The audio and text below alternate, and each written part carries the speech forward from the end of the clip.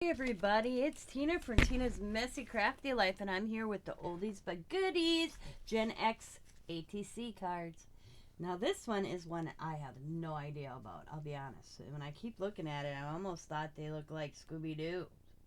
But it's called Josie and the Pussycats. And so, this is a picture I found of them.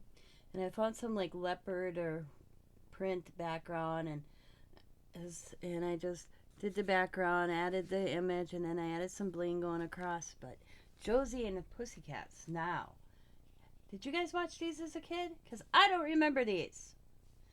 So, you'll have to let me know in the comments, because I'm keeping track. Like I said, you never know. I might draw a winner for a prize at the end of this. The next 2 months that I got left. November and December. So, as always, thanks for watching.